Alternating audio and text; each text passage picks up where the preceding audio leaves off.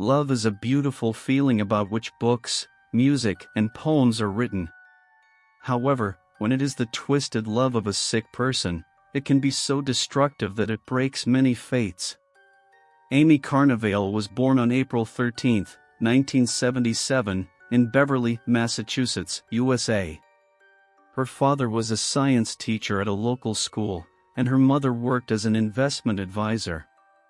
Amy had a brother named Christopher who was born 4 years earlier. The Carnevale family proved to be typical representatives of the middle class who were able to realize their dreams.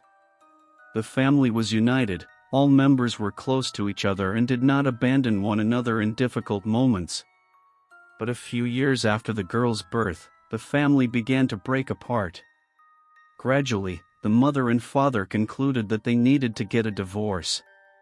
At that time, Amy was 6 years old, and it was a big shock for her. She worried for a long time, but eventually came to terms with it. When she went to school, a new chapter in her life began, full of hope. The family did not lose contact with the child, so the echo of the separation of mom and dad quickly faded. Amy grew into a beautiful and intelligent girl and became popular at school. She joined the cheerleading team and played field hockey. Amy was very friendly and got along well with everyone. Despite her active social life, she was very connected to nature and preferred walks in the fresh air. Amy loved to combine nature with sports, often going golfing with her father, even though she lived with her mother. She had a good relationship with her father. She wanted to become a hairdresser in the future, as she enjoyed making her friends look beautiful. At the time of the events in question, she was about to transition to high school. As a cheerleader, she was immediately offered a spot on the team, which made her very happy. It didn't take long for her to meet a young man named Jamie Fuller. They met accidentally at a friend's party when Amy was 12 years old, and Jamie was already 14. By the time of the tragic end of this story, they had been together for a little more than 2 years. Everyone knew that Jamie was a difficult guy and often caused trouble. In elementary school, he was neither aggressive nor mean, but some of his jokes went too far. Amy's parents disapproved of the relationship, believing Jamie was not worthy of her. When he met the girl, he was a thin guy and later decided to start exercising. His main goal was to build muscles to become a tough guy. To accelerate this process, Jamie began taking steroids, and after a year of hard training, he became significantly more robust. The young couple had often had problems in their relationship, sometimes not speaking for weeks and then resuming their relationship. After Jamie started taking steroids, Amy and her friends noticed a dramatic change in his behavior. Jamie became increasingly aggressive and unpredictable. They began to argue constantly, both at school and outside of it. Jamie's behavior towards Amy worsened. Later, some friends reported that Jamie repeatedly physically attacked and threatened Amy, accompanied by vile insults she did not deserve. As she grew older, the situation worsened. She didn't know what to look for in a relationship or how to deal with such behavior from her boyfriend. His behavior was a display of power. Jamie tried to control her, and things got out of control. He started dictating who Amy could talk to and who she couldn't, found out where and when she was going, and tried to separate her from her closest friends and even her family. Jamie controlled her more and more, telling her what to wear, how to look, and who to meet. He tried to exclude her entire circle of friends from the school sports team, imposing himself on her and convincing her that Amy only needed him. Although she obeyed, he always found new reasons for insults and conflicts.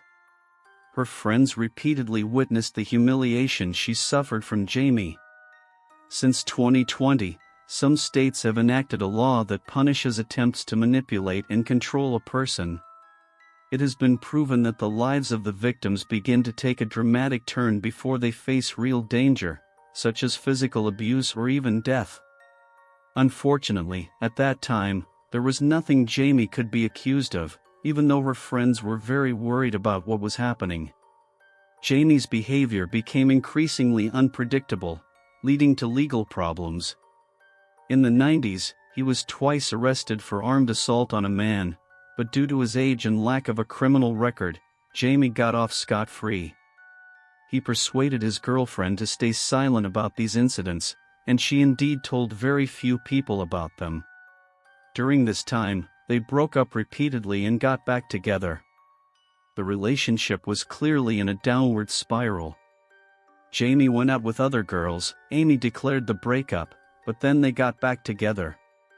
In this case, the girl almost did not share her problems with friends and family.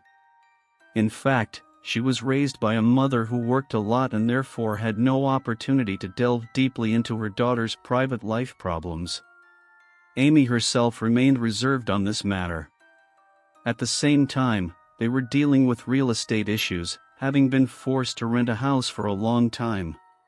During this time, the girl stayed with various friends, briefly moving in with a girl named Diane Weger, her 15-year-old classmate. It turned out she was one of Jamie's ex-girlfriends.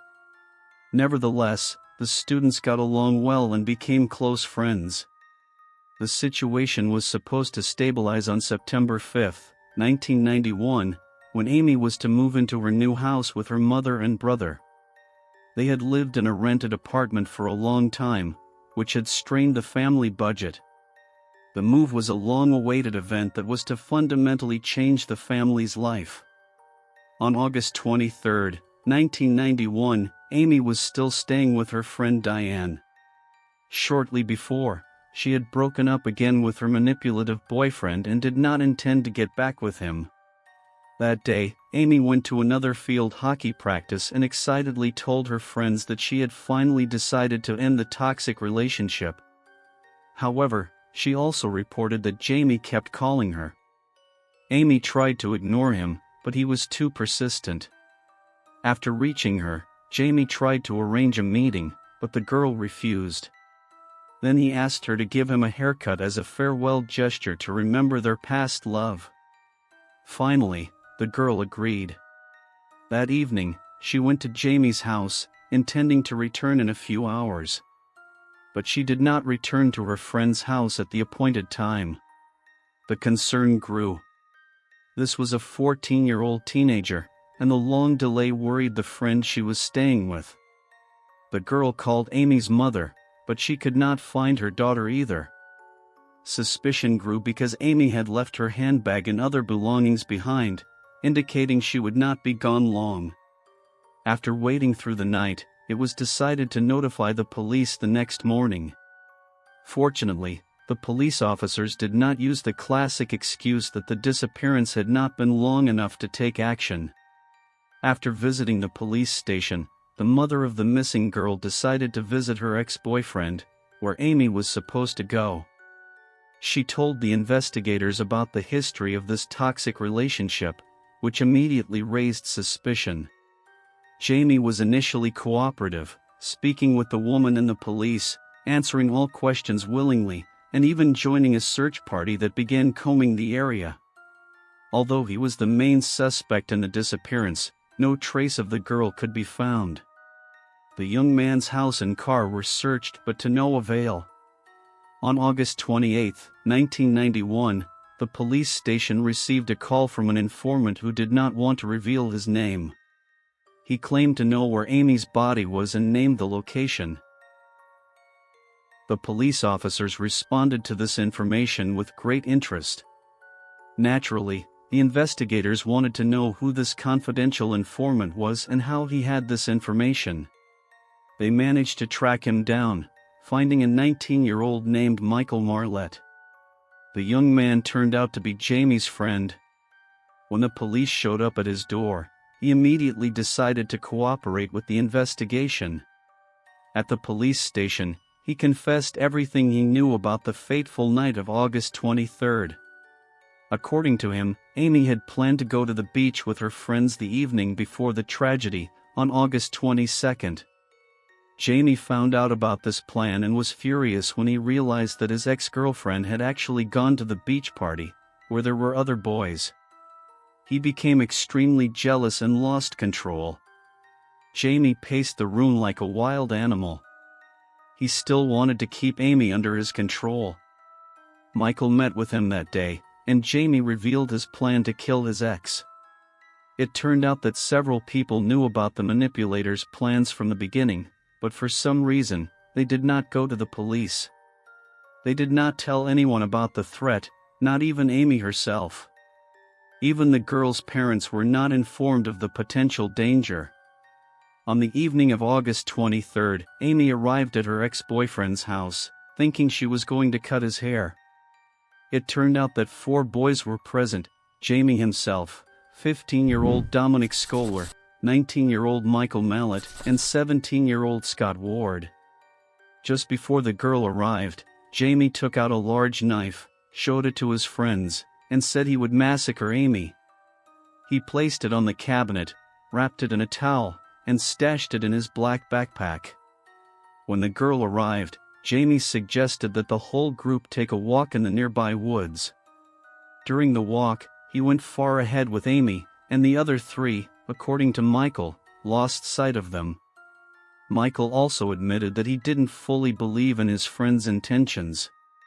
He thought Jamie only wanted to intimidate Amy because of the breakup and jealousy.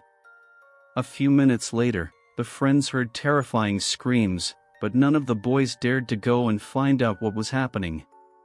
They were all scared. Only Michael ran to the scene. There he saw a bloody girl on the ground, having been stabbed several times. The major wounds were on her chest, back, and abdomen. She tried to get up and run away, but the young man caught her, grabbed her by the hair, and slit her throat. Michael said he simply had no time to save the victim, having heard the screams too late.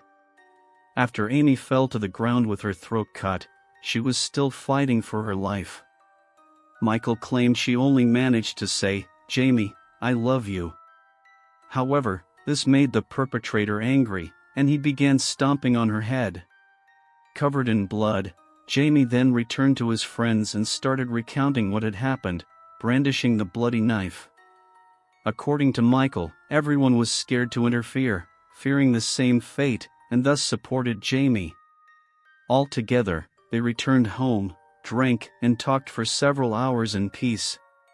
Jamie showered, washed off the blood, and changed his bloody clothes. Then the killer and Michael went back to the woods to the spot where he had left the body. By then, it was already dark. They wrapped the girl's body in garbage bags, joking and laughing about what had happened, showing no remorse or regret. The police informant repeatedly emphasized that this was due to fear of the murderer. After wrapping Amy in garbage bags and tape, the young men carried the body to the car. Along the way, they continued mocking the victim. When they reached the pond, they tied several concrete blocks to the body and threw it into the water from the dock. The ex-boyfriend drowned the body of the dead schoolgirl after making another snide remark about her. Then he took out the bracelet and bloody necklace of his victim, wiped the blood off, and put them around her neck. This behavior resembled that of a serial killer, as such criminals often keep trophies to remember their crimes. After Michael told the investigators the whole story, he was asked again how he could have been involved in the death of the young girl. The young man explained that he did not stab her but only helped a friend dispose of her body under duress. He admitted he was scared of Jamie and wanted to keep the whole thing a secret from the start. Michael was sure his friend would kill him if he found out about the conversation with the police. He confessed that all the friends initially thought the idea of the murder was a bad joke and realized the gravity of the situation only when it was too late. According to Michael's testimony, the 3 friends just played along with the perpetrator to avoid provoking his aggression, but eventually, he couldn't bear it anymore and decided to tell the truth. On August 28, the informant was taken to the pond he had mentioned. Michael showed them the spot where the body was disposed of. Around 7:30 a.m., divers found Amy's body. It was in a deplorable condition, clearly having been brutally killed. The coroner found her in the same clothes she wore on the day of her disappearance, An analysis of the clothing revealed she had died on Friday, the day she disappeared. The experts could also confirm everything Michael said about her injuries. About 10 stab wounds were found on the victim's body. Her throat was deeply slit, and her skull was crushed by multiple blows. Jamie had probably stomped on her head. The police could not find Jamie, he was missing. The mother of the suspect claimed she did not know where he was. The police decided to contact the other young men Michael had mentioned. It turned out they had known about the plans for the murder for over a year. During all the time the young people broke up and got back together, Jamie had told them he could no longer be with Amy, but he was irresistibly drawn to her and didn't want to let her go. Unable to bear the thought of her being with someone else, he decided to kill her. The longer the police spoke to the two young men, the more gruesome details of the crime emerged. It turned out that shortly before the last breakup, Amy had told her boyfriend she was pregnant by him. He was very unhappy about this, especially since the girl wanted to keep the baby. Jamie was furious and even offered his friends money to attack Amy and punch her in the stomach, hoping she would lose the baby as he didn't want to be burdened with such a responsibility. But his friends refused. One of the perpetrator's friends described how Jamie screamed that Amy never agreed to an abortion, which ultimately led Jamie to decide to massacre her. After waiting for the autopsy results, the investigators found that the deceased was not pregnant at the time of her death. The pregnancy story became one of the many rumors and speculations surrounding the case. It was not proven that the victim was pregnant at all. It was possible she had terminated the pregnancy. Unfortunately, due to the condition of the body, it was impossible to confirm these assumptions. The investigators contacted Diane, who had been Amy's roommate before her disappearance. It turned out she was Jamie's ex-girlfriend and had experienced the same relationship problems as Amy. Diane could fully understand her friend's feelings, having gone through the toxic relationship herself. She had also been abused and pressured by her boyfriend but managed to end the malicious relationship without hurting herself. Surprisingly, Diane was also aware of her ex-boyfriend's intentions to murder Amy. Shortly before her friend moved in with her, Jamie had spoken of plans for a walk in the woods where he would first give Amy flowers, then stab her, and dump her body in a pond. But Diane did not believe the story and did not warn anyone about the danger. When the attacker was finally discovered, arrested, and charged with first-degree murder, he smiled. Jamie even made another joke about the deceased. He clearly felt no remorse or guilt. During the interrogation, he remained calm, even trying to blame his friends for Amy's massacre. However, questioning other acquaintances in the victim's immediate circle revealed that Michael had bragged about helping Jamie dispose of the body after the murder. He was also arrested for aiding in the crime. Apparently, the other two friends were also suspects, having witnessed the massacre but never reporting it to the police. They also knew about their friend's intentions, which he had been talking about for almost a year. At Amy's funeral, one of the witnesses to this tragedy, Scott Worth, attended. The young man even gave an interview to a local newspaper, stating that he still couldn't believe what had happened and felt guilty for not raising the alarm in time, even though he could have prevented the murder. At that time, an investigation was already underway against him. The teenagers revealed that Michael was not as innocent in the story as he claimed. He had incited Jamie, pushing him to kill the girl, and it was possible his role in the massacre was much more significant than he admitted. Finally, the police concluded that only Michael and Jamie were involved in the murder. The others had nothing to do with the crime and were not arrested. Public dissatisfaction grew. Everyone wanted to know the truth and protect the streets from scoundrels who kill schoolgirls without any particular reason. Residents believed, rightly, that all four teenagers were guilty of this tragedy. Their parents defended the youths, claiming they knew nothing of Jamie's plans, did not help him with the murder, and were therefore innocent. but the police already knew Jamie had repeatedly talked about his plans in the presence of the teenagers, who even urged him to act on his words. This behavior may have led the unstable Jamie to fear appearing weak. So what was the motive for killing Amy? Jealousy, a psychotic outburst, the desire to kill her child, or incitement? Although the young man was 16 at the time, he was tried as an adult. He pleaded not guilty and was released on bail of $10,000, paid by his mother.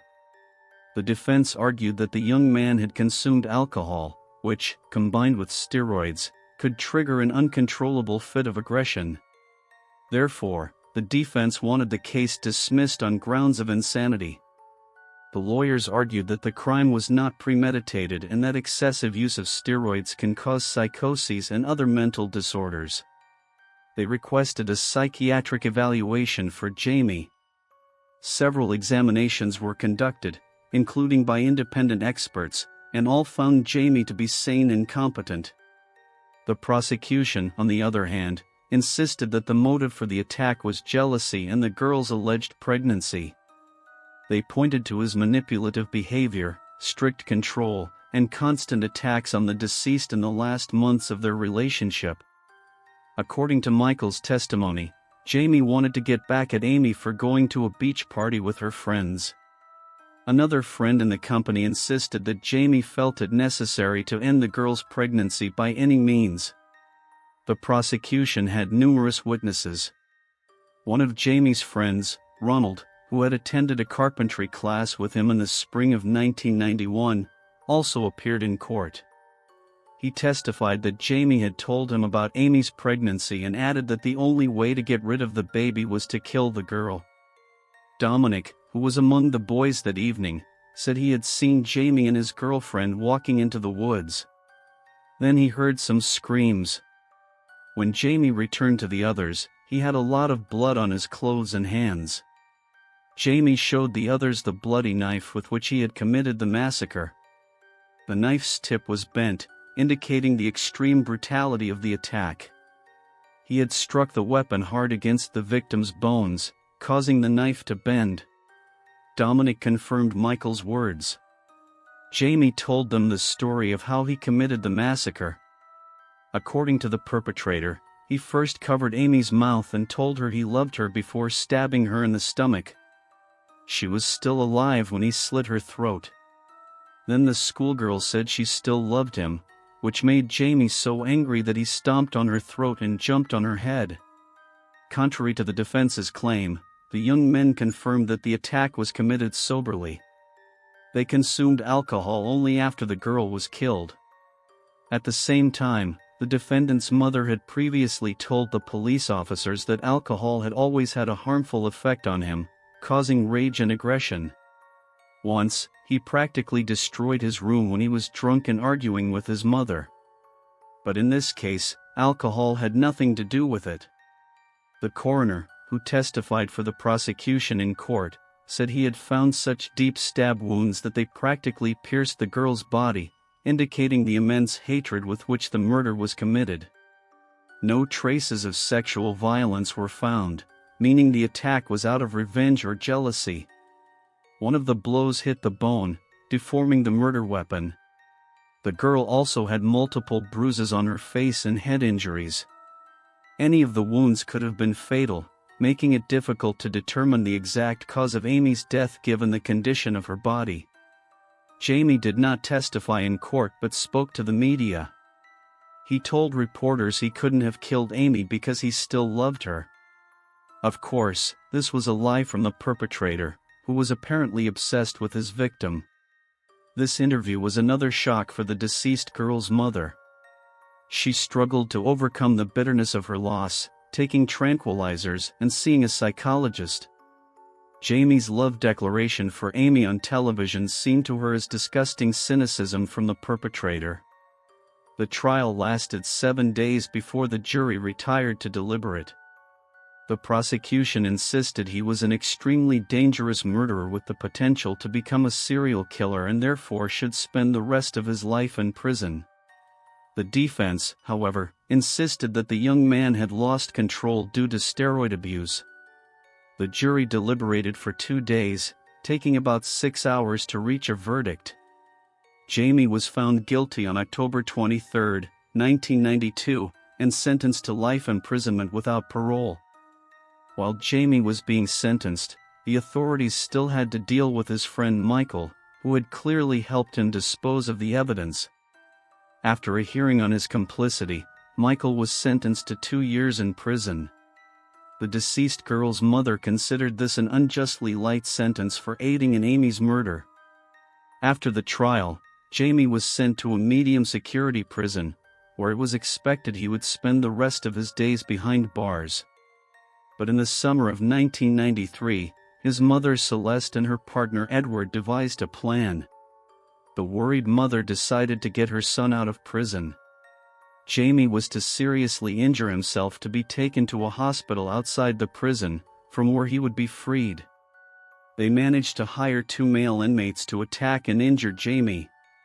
However, the plan was initially doomed to fail because the prison had its own hospital.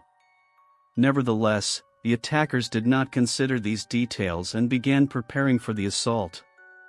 Unbeknownst to them, the prison authorities were aware of their intentions. The phone calls in the prison were monitored, so the plan was known from the preparation and discussion phase. Consequently, Celeste and Edward were arrested, and their son was transferred to a high-security prison for the attempted crime. In fact, it was Jamie's cellmate who prevented the likely new crime. He informed the prison director when Jamie told him about his escape plan. His statement was supported by telephone calls. Celeste and Edward refused to plead guilty. The hearing took place on September 9, 1993. All 3, including Jamie, were charged with aiding and abetting a prison escape, organizing a prison escape, and conspiracy. The trials took place between September 1993 and 1994. All 3 were found guilty. Celeste was sentenced to 6 to 9 years in prison, her partner to 2 years, and Jamie's life sentence was extended by another 99 years. The young criminal soon tried to appeal the sentence, citing his minor age, but his appeal was denied. Unfortunately, there was a glimmer of hope in his story. In 2013, state law changed so that offenders convicted of serious crimes as juveniles were eligible for parole. Each case was to be reviewed individually. As a result of these changes, Jamie, who had spent most of his adult life in prison, could be released in 2019. By then, he was 40 years old. Jamie's parole application was considered but indefinitely postponed. The family of the murder victim repeatedly appealed to the authorities, insisting that this violent man should not be released under any circumstances. To this day, he remains in prison. Amy's mother never recovered from her daughter's death. She was forced to constantly see a psychiatrist and take a large number of prescription medications. In 2009, her health deteriorated dramatically, and she died at the age of 57. Those close to her were sure that her early death was related to the death of her little daughter. Thank you for watching, and take care of yourselves.